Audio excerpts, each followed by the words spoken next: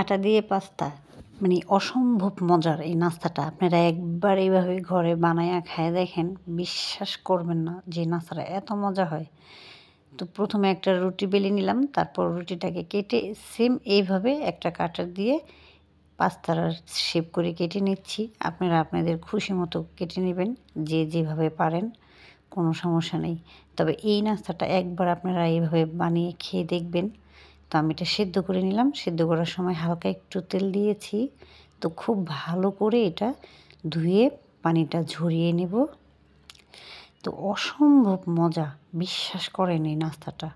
তো আমি এখানে কিছু সবজি নিয়েছি, টমেটো, গাজর, ব্রোকলি, মটরশুঁটি, কাঁচামরিচ, পেঁয়াজ আর কিছুটা আদা কুচি।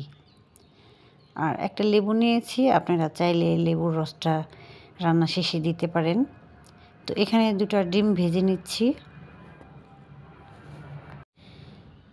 তো ডিম 2টা ভেজে আমি আলাদা করে রাখবো উঠিয়ে।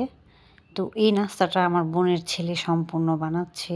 বিশ্বাস করবেন না, ও যখন বানাচ্ছিল তখন আমি মানে মজা করছিলাম যে এই ধরনের, এটা আবার কোন ধরনের নাস্তা। তবে নাস্তাটা বানানোর পরে এই পাস্তাটা এতটা টেস্ট, যা আমার কাছে দোকানের চাইতেও ভীষণ টেস্ট লেগেছে। আর সম্পূর্ণ রেসিপিটা ওই করছে। তো সবজিগুলো দিয়ে একটু ভেজে নিচ্ছি। তো ভাজার সময় 1 চিমটি লবণ দিয়ে নেবেন। তো আমি ক্যামেরার ফাঁকে একটু ওকে দেখিয়ে নিলাম। আমার বোনের ছেলে, নাম হচ্ছে রূপম। তো ও মাঝে মধ্যে এই ধরনের নাস্তা আমাদের বানিয়ে খাওয়ায়। তো ভীষণ মজা হয়। তো ভাবলাম আমি কেন এই রেসিপিটা আমার ইউটিউব চ্যানেলে দিচ্ছি না। তো সবজিগুলো ভাজার পরে আমি টমেটো দিয়ে এখন ডিমগুলো দিয়ে একটু ভেজে নিচ্ছি। তো এখানে 2 প্যাকেট নুডলসের মশলা অ্যাড করে দিল এই সবজির মাঝে, আর দিচ্ছে 3টা সস। তো এখানে টমেটো সস দেওয়া হচ্ছে। তো আপনারা চাইলে যে কোনো ধরনের সস এখানে দিতে পারেন। তো আমার কাছে মনে হয় টমেটোর সসটা দিলে টেস্টটা খুব ভালো আসে। তো এক চিমটি চেয়ে একটু বেশি হবে ধনিয়ার গুঁড়া দিল, আর স্বাদ মতো লবণ দিল। তো এই কয়টা এখন সবজির সাথে মিশিয়ে নেবে। তো মিশিয়ে একটু নাড়াচাড়া দিয়ে নিচ্ছে।